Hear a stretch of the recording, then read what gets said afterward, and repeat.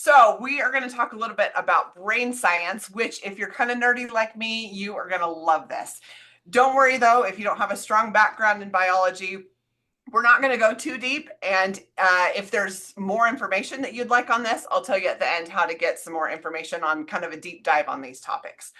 So dopamine is a big buzzword out there, and rightly so, as we're starting to understand a little bit more about the brain and how it works.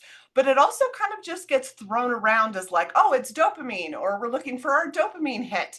And I think it will be helpful to understand a little bit more of what's going on, what dopamine's role really is in the brain.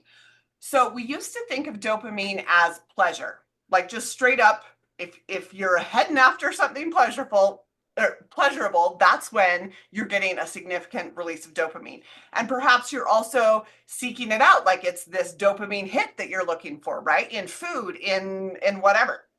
But now we understand it to be a lot more reward than pleasure. Now, you may think that sounds like the same thing, but it is hugely based in the motivation to pursue reward as opposed to just straight up like you get dopamine because it feels good. So, my first experience with this was working with a client who I was trying to help with like mindful eating and helping them, really, smell and taste and enjoy eat every bite, just savor every bite. And he said to me, hang on, hang on.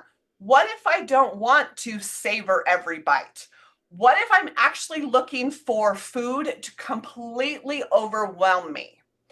And at the time, that sounded really strange. I don't think I felt like I could relate, and I'm not sure I answered his question very well. But over time, that has stuck with me and really shaped my perspective on what is going on, because I have since experienced that. When I am looking for food to completely block out all other experience and emotion and just be my escape. And I think that's exactly what he was getting at.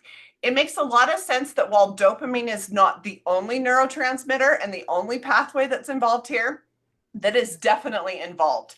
So, a lot of my approach or discussion of this topic comes from a book by Dr. Anna Lemke called Dopamine Nation. I've got that citation here at the bottom of the slide if you want to know more. But she talks about in some of her research with rats that you will see they would set up the experiment so that a light would turn on. And when the light turned on, that was the cue to the animal that a button was now active. And if they pushed that button, they would get a reward. So when the light turned on, they would put like electrodes in their brains. You can do that with rats and not with humans.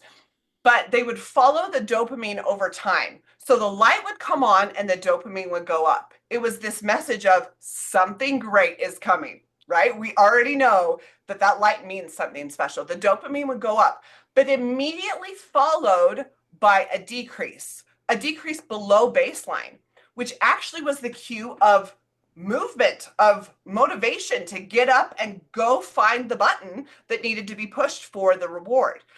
So dopamine, if you've ever stood in front of the pantry and you don't even know like how you got there, what you're even looking for, you may recognize this feeling as a very real pull to something. And that's where I like to talk about it in terms of the food relationship. Is if food is your thing that you've landed on in times of stress, you'll know exactly what I'm talking about by this pull. It almost feels like it's against your will that you're like eating and you don't really know what's going on. You may actually eat several different things before you come to yourself and realize, wow, what's going on here? I call this a pull to food. So this is not addiction pathology. This is just literally how your brain is wired for normal response to good things in life. The things that our brain says, that will keep us alive. We should do more of that. Or that is dangerous. We should do less of that. And so the message behind sugar, as you can imagine, is kind of like, that is amazing. Let's do that forever. That will keep us alive forever, for sure.